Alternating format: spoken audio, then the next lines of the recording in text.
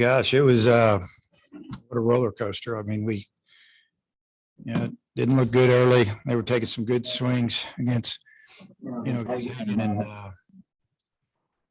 he fights through maybe the fifth and sixth, strikes out the last five guys he's facing. In the fouls off a bunch of pitches and it's home run. So we've got the lead, and so our plan is if we can get one more out of Hagen, which we did, we were going to go to Evan, which we really good. first inning. I mean, he struggled. Maybe just gotten it up where he wanted it, but all was coming out of his hand. Stuff was moving. And like I said, That stuff was good. He got through that inning. Incredibly. And then, I get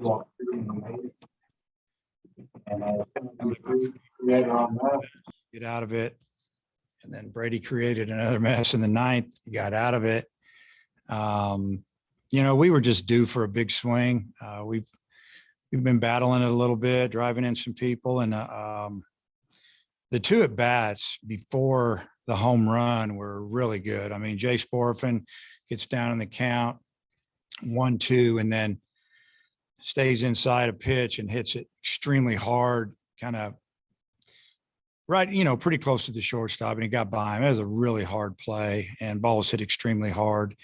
And then obviously Webb, I think he's down in the count 1-2, battles a couple pitches, fouls off a pitch, takes ball 3 and then ball 4, and kind of thinking, wow, it's pretty good at bat. Something good's going to happen. And, and then Kendall Diggs, who had, in my opinion, 3 really good at bats, I think leading up to that last one,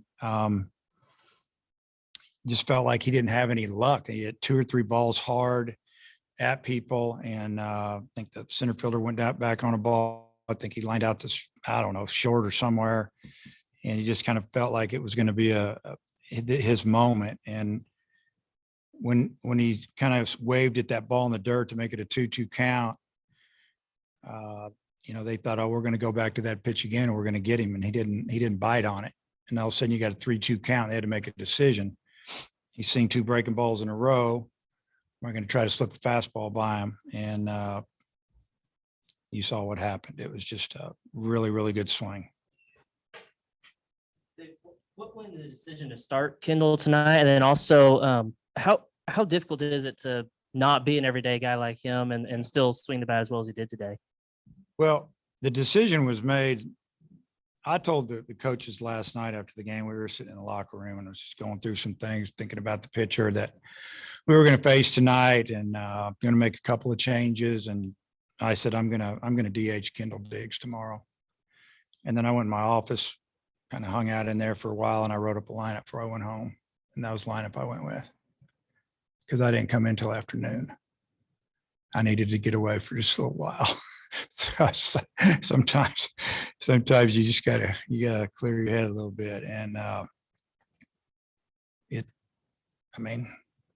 maybe I felt guilty a little bit that I haven't played him a little more, honestly, because he's got a really good swing.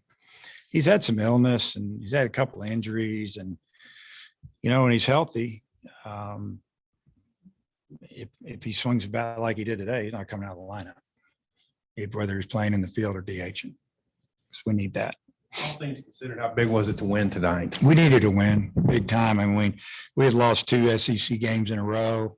Last Sunday's game was a heartbreaker, 11-10, left tying and go ahead run.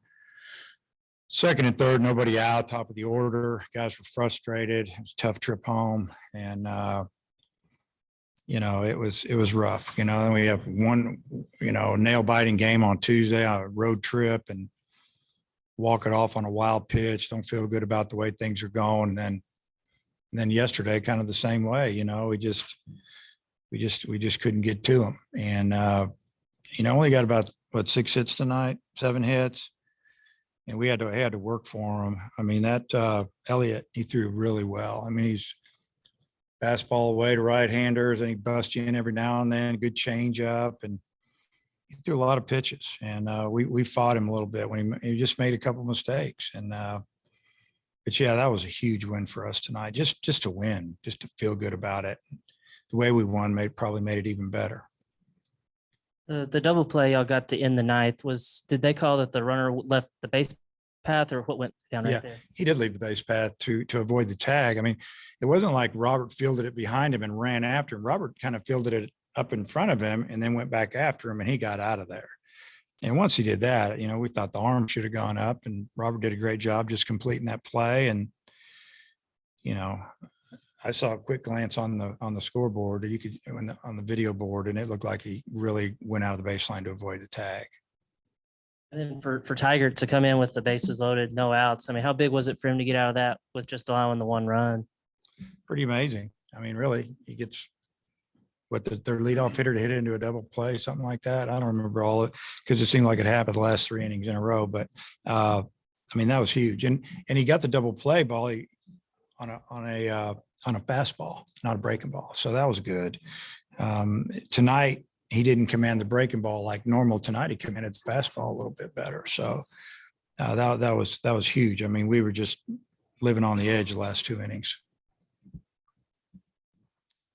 He had 2 on against their 3-4 hitters. I mean, the quality of hitters that he got out there in the ninth. Does that make it a little bit more impressive what he was able to do? I mean, it does. You're talking the heart of the order. They're talking some real men that they can hit.